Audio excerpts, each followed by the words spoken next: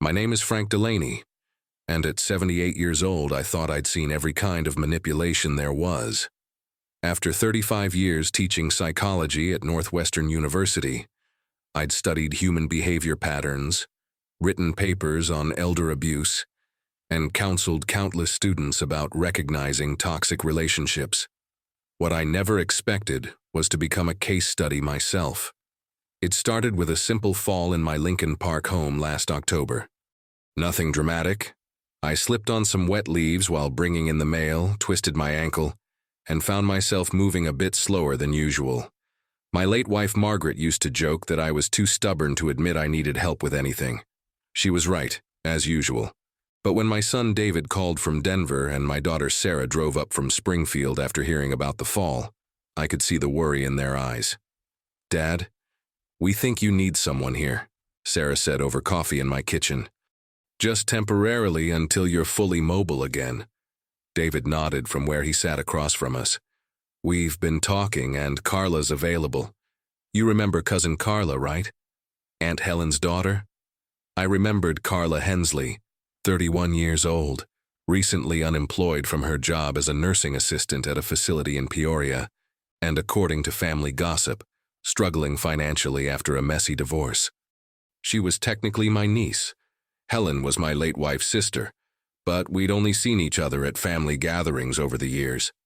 "She has nursing assistant experience," Sarah continued, "and since she's family, we thought it would be perfect. We can pay her a fair weekly wage and she can stay in the guest room upstairs." The arrangement seemed logical.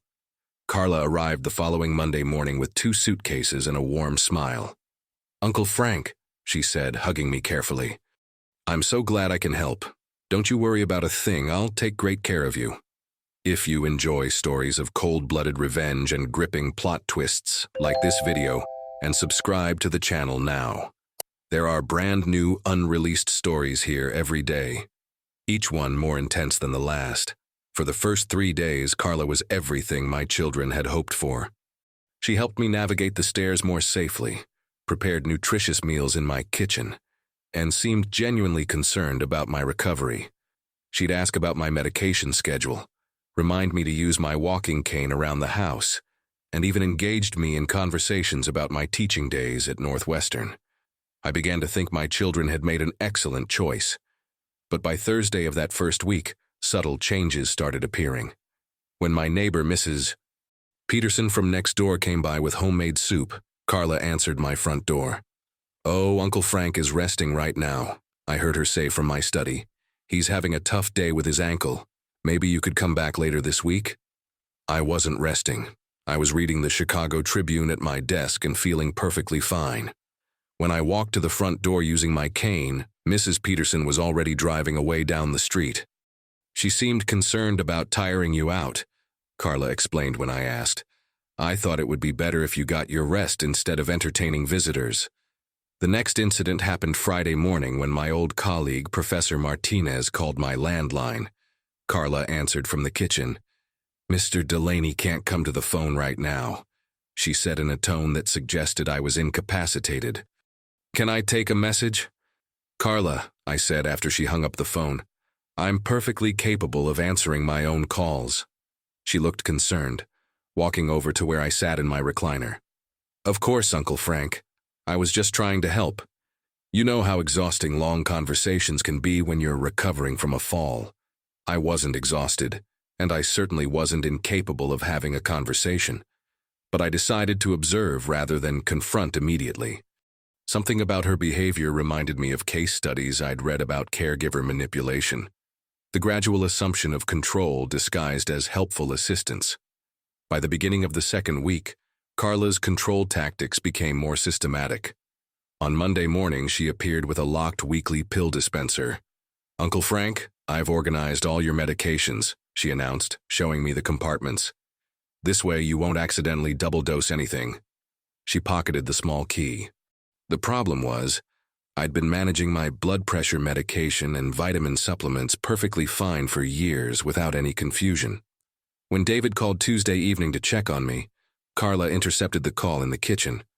"He's doing okay, but he's been a bit forgetful lately," I heard her tell him while I sat in my study. Nothing serious, just some confusion about daily routines. It's normal for his age. Forgetful? Confused? I had just finished reading a complex research paper on behavioral psychology that morning and had balanced my checkbook to the penny the day before. But when I walked to the kitchen to get on the phone, Carla was already hanging up. David was in a hurry, she said, placing the handset back in its cradle. He just wanted a quick update on your recovery. The financial control started Wednesday with a helpful offer. Carla appeared in my study where I was paying bills at my desk. You have so many statements scattered around here, Uncle Frank, she said, gesturing at my organized papers. Let me sort these out so you don't get overwhelmed. She began gathering my bank statements, utility bills, and insurance documents from their usual spots. I've been handling my finances since before you were born, I told her, watching her stack my papers. Of course you have, she said with that patient smile caregivers use with difficult patients. But wouldn't it be nice to have someone else worry about the paperwork while you focus on getting better? Thursday morning, I discovered she'd called First National Bank without asking. I spoke with them about setting up online access for your checking account, she announced over breakfast. It'll be so much easier to monitor your expenses and make sure all your bills get paid on time. I didn't authorize you to call my bank. Uncle Frank, I'm just trying to help streamline things. You shouldn't have to stress about mundane financial details while you're recovering. That same afternoon, I noticed she'd been through my desk drawers in the study. Papers were in different positions than I'd left them, and my important documents folder had been moved from the bottom drawer to the top. When I confronted her, she claimed she was organizing everything to make it more accessible. I realized I was dealing with something far more serious than overzealous caregiving. This was systematic isolation and financial manipulation. Textbook elder abuse patterns I'd studied extensively in my academic work. The woman my children trusted to care for me was methodically taking control of my life. But instead of confronting her directly or calling my children immediately, I decided to use my professional knowledge strategically. If Carla thought she was dealing with a confused, helpless old man, I'd let her believe exactly that while I gathered evidence. Friday morning, I started my performance. When Carla brought me breakfast in the kitchen, I stared at the glass of orange juice for a long moment, then looked genuinely puzzled. Is this my morning medication? I asked. Her eyes lit up with interest. No, Uncle Frank, that's just orange juice. Your pills are right here in the dispenser. She showed me the locked container on the counter. Oh, right, I said, shaking my head as if clearing mental fog. Sometimes I get things mixed up. Over the weekend, I carefully constructed the persona of a man experiencing mild cognitive decline. I'd forget the names of neighbors who called, ask repeated questions about what day it was, and occasionally seem disoriented about simple tasks. Nothing dramatic enough to alarm my children if they called, but enough to make Carla believe she was dealing with someone who couldn't possibly threaten her plans. The act worked perfectly. By Monday of the third week, Carla became noticeably bolder. She started answering my front door as if she owned the house, telling visitors I was having a bad day or not feeling up to company. She took over all my phone calls, presenting herself as my primary caregiver and decision-maker to anyone who called. Meanwhile, I was secretly documenting everything. I kept a detailed journal hidden in my bedroom dresser, recording every manipulation, every lie, every boundary she crossed. I noted the exact times she intercepted calls, the specific claims she made about my mental state, and the progressive way she assumed control over my personal affairs. More importantly, I contacted my attorney, Arthur Hayes, who'd handled my legal matters for 20 years. I called him Tuesday afternoon during Carla's grocery run, using my cell phone that she didn't know I kept in my bedroom. Arthur, I said quietly, I need your help with a delicate situation. I explained everything to Arthur, the systematic manipulation, the financial control attempts, the isolation tactics. Arthur listened with growing concern from his downtown Chicago office. Frank, this sounds like textbook elder abuse, he said. We need to document everything meticulously and be prepared to act quickly if she escalates to actual fraud. That's exactly what I'm doing, I replied. But I need you to quietly monitor any attempts to access my accounts or change legal documents. Can you set up alerts with the bank and county recorder's office? Absolutely. I'll contact First National tomorrow and flag your accounts. I'll also arrange for discreet surveillance equipment if you think that would help build a case. Wednesday morning, Arthur's associate delivered a small package during Carla's absence. Inside were 3 tiny wireless cameras that I carefully installed in key locations. One in the kitchen where she made most of her phone calls, one in my study where she went through my papers, and one in the living room where she met with visitors. Carla never suspected that the slightly confused old man she was manipulating was actually building an airtight legal case against her. The cameras captured everything over the next several days. Carla systematically searching through my personal papers when she thought I was napping upstairs. Her phone conversations with someone, I later learned it was her ex-husband, discussing the old man's assets and how he won't be around forever anyway. She even filmed herself walking through my house, commenting on valuable items like she was conducting an inventory for future sale. "This antique desk alone is worth at least $5,000, she said to her phone camera in my study. "And look at this art collection he's got hanging everywhere. Uncle Frank has no idea what he's sitting on here." But the most damning evidence came during the 4th week. I maintained my confused act perfectly, asking simple questions and seeming increasingly dependent on her guidance. The more helpless I appeared, the more brazen Carla became. "Uncle Frank," she said Thursday morning over breakfast in the kitchen, "I've been thinking about your financial situation. All these bills and bank statements, it's getting overwhelming for someone your age. What if I took over managing everything? I could handle your checking account, pay your bills, make sure nothing important gets missed." I blinked slowly, as if processing the suggestion with difficulty. "I don't know. Margaret always said I should be careful about money matters. But, Uncle Frank, Margaret isn't here anymore to help you, and your children are so far away in Denver and Springfield. I'm here every day, seeing how confused you get with all these numbers and forms. Let me help you properly. I'll take care of everything." "You really think that's what's best?" I asked, playing the uncertain elderly man perfectly. "I know it is," she said firmly. "Tomorrow I'll drive you down to First National. We'll add my name to your accounts as a joint holder, just so I can help manage your finances day to day. It's completely normal for caregivers to have account access." That evening, while Carla was in her upstairs room, I called Arthur from my bedroom. "She's making her move," I whispered. "Tomorrow she wants to take me to the bank to add her name to my checking account." "Don't let her do it," Arthur said immediately. "Once her name is on those accounts, that's where this becomes criminal fraud." "Oh, I'm definitely going," I replied. "But you're going to be there first thing in the morning to alert Mrs. Rodriguez about what's happening. I want every moment of this documented by bank personnel." Friday morning, Carla helped me into her car, with exaggerated care, treating me like a complete invalid. "Don't worry about anything, Uncle Frank," she said as we drove downtown. "I'll do all the talking with the bank people. You just need to sign where they tell you to." At First National, the branch manager, Mrs. Rodriguez, greeted us with professional courtesy but knowing eyes. Arthur had clearly briefed her well the night before. "Mr. Delaney," she said from behind her desk, "I understand you'd like to make some changes to your banking arrangements?"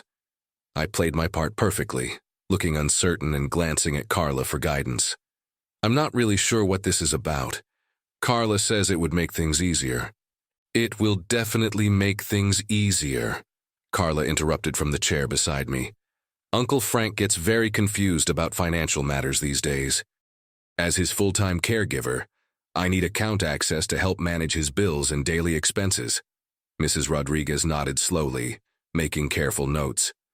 "I see.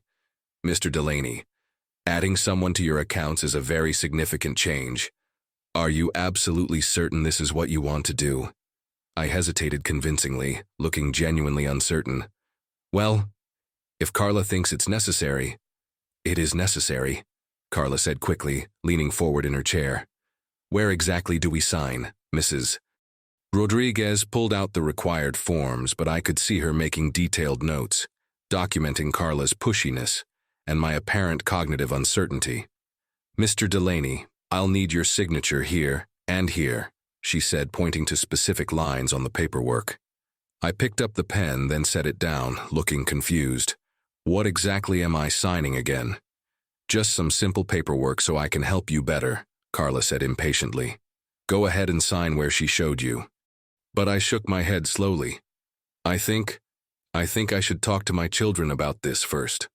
Or maybe Arthur Hayes.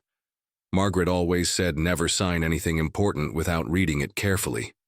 Carla's mask slipped for just a moment. I saw real frustration flash across her face before she recovered her patient caregiver expression. Uncle Frank, your children specifically asked me to help you with these kinds of decisions. They're busy with their own lives in Denver and Springfield. No, I said with the stubborn uncertainty of someone genuinely confused. I think I need more time to think about this. Mrs. Rodriguez smoothly intervened. Mr. Delaney, there's absolutely no rush with important financial decisions. Why don't you take these forms home, review them carefully, and come back when you feel completely ready? Carla was visibly frustrated as we left First National empty-handed, but she couldn't push too aggressively without revealing her true motives. During the drive back to Lincoln Park, she tried a different approach. Uncle Frank, I'm really worried about you, she said, gripping the steering wheel. These moments of confusion are getting more frequent. Maybe we should schedule an appointment with Dr. Patterson to get you evaluated for memory issues. I understood her strategy immediately. If she could get a doctor to declare me mentally incompetent, she could pursue legal guardianship and gain complete control over my finances and property. It was a sophisticated plan that would have worked perfectly on an actually confused elderly man. Maybe you're right, I said sadly from the passenger seat. I do feel mixed up about things sometimes. That evening I reviewed the camera footage from our bank visit on my laptop in the bedroom. Carla's impatience, her attempts to rush me through signing, her dismissal of my legitimate concerns. It was all recorded in high definition, but she wasn't finished with her scheme. Saturday morning, she made a phone call from the kitchen that she thought I couldn't hear from upstairs. I need to speed this whole thing up, she told her ex-husband. The old man is more stubborn than I expected, but he's definitely losing it mentally. Yes, I know about the house. That's the real prize here. A Lincoln Park property worth at least $800,000. That phone call revealed her ultimate target. Carla wasn't just after my bank accounts. She wanted my house. The property Margaret and I had bought in 1987 for $180,000, now worth nearly $800,000 according to recent assessments. Over the weekend, I let Carla believe her incompetency plan was working. I acted increasingly confused, asked repeated questions about simple things, and even pretended to forget her name once. I'm sorry, I said Sunday morning, looking at her with genuine seeming bewilderment. You're the nice lady who helps me, right? Yes, Uncle Frank, I'm Carla, your niece. I'm here to take care of you. Of course, I said, nodding slowly. Sometimes I forget important things. Monday morning, she called Dr. Patterson's office. I need to schedule a cognitive evaluation for my uncle, she told the receptionist. He's showing clear signs of dementia, and the family is very concerned about his safety. But what Carla didn't know was that Dr. Patterson had been my physician for 15 years. When his office called to confirm the appointment, I privately explained the real situation. Doctor, this woman is trying to manipulate a competency evaluation to gain control of my assets, I told him during a brief phone call Tuesday. I need you to conduct a legitimate assessment that will document my actual mental state. Frank, this is clearly elder abuse, Dr. Patterson said immediately. We should report this to Adult Protective Services. Not yet, I replied. I want to catch her in the act of actual fraud first. When she brings me in, please conduct a thorough evaluation and document that I'm completely competent. I'll need that evidence for the legal case. Meanwhile, Arthur had been monitoring all my financial accounts and property records for suspicious activity. Wednesday morning, he called with urgent news. Frank, someone attempted to initiate a property deed transfer on your house yesterday evening. The request was submitted online using forged documents claiming you have severe dementia and listing Carla Hensley as your legal guardian. This was the evidence I needed to end Carla's scheme permanently. Can you stop the transfer? Already done. I flagged it as fraudulent and notified the county recorder's office immediately. But Frank, we need to act now. This is felony fraud, forgery, and elder abuse. Thursday morning, I maintained my confused act while Carla prepared for what she thought would be her final victory. She'd apparently scheduled a follow-up deed transfer appointment for that afternoon, assuming the forged guardianship documents would eventually be accepted. "Uncle Frank," she said sweetly over lunch in the kitchen, "we're going to take care of some important paperwork this afternoon. Just some boring legal stuff about the house. You don't need to worry about understanding any of it." "Okay," I said with vacant compliance. "Whatever you think is best for me." At exactly 2 p.m., Arthur arrived at my front door with 2 Chicago police officers. I had positioned myself in my living room recliner, where the hidden cameras could capture everything. Carla was in the kitchen, on her phone with someone, actually discussing how to celebrate after the old man finally signs over the house. Arthur knocked firmly. Carla answered with her usual caregiver authority, blocking the doorway. "I'm sorry," she said, "but Mr. Delaney can't have visitors today. He's having a particularly bad day mentally." "I'm Arthur Hayes, Mr. Delaney's attorney," Arthur said formally. "These are Officers Martinez and Thompson with the Chicago Police Department. We need to speak with both you and Mr. Delaney immediately regarding suspected fraud." The color drained completely from Carla's face, but she tried desperately to maintain control. "Uncle Frank is very confused today. He really can't understand legal matters or make decisions." That's when I stood up from my recliner, walked to the front door with perfect composure and balance, and spoke in my clearest, most authoritative professor voice. "Actually, Carla, I understand legal matters perfectly well. Gentlemen, please come in. I believe you'll find everything you need to arrest this woman for attempted fraud, elder abuse, and document forgery." The look on Carla's face was worth 35 years of teaching psychology. Complete shock, followed by desperate mental calculation, then the dawning realization that she'd been completely outmaneuvered by the confused old man she'd been manipulating. "Uncle Frank, what are you talking about?" she stammered. "You've been so confused and forgetful lately." Arthur opened his briefcase and pulled out a thick manila folder. "Ms. Hensley, we have 4 weeks of recorded video evidence showing your systematic attempts to manipulate and defraud Mr. Delaney. Hidden cameras captured your conversations about his assets, your attempts to forge guardianship documents, and your specific plan to illegally transfer his property to yourself." Officer Martinez stepped forward with handcuffs. "Carla Hensley, you're under arrest for attempted grand theft, elder abuse, fraud, and forgery." As they read her Miranda rights, Carla made one last desperate appeal. "This is completely insane. I was taking care of him. He needed my help." "No," I said calmly, watching from my doorway. "You needed money and you thought you could steal it from a confused old man. Unfortunately for you, I was never confused. Just disappointed that someone from our own family would stoop to elder abuse." Within 3 hours, David and Sarah had driven in from Denver and Springfield, respectively. They were shocked and horrified when Arthur showed them the camera footage of Carla systematically going through my belongings and discussing my assets like she already owned them. "Dad," Sarah said, tears in her eyes as we sat in my living room. "We had no idea what she was really doing. We thought we were helping you." "You were trying to help," I assured her.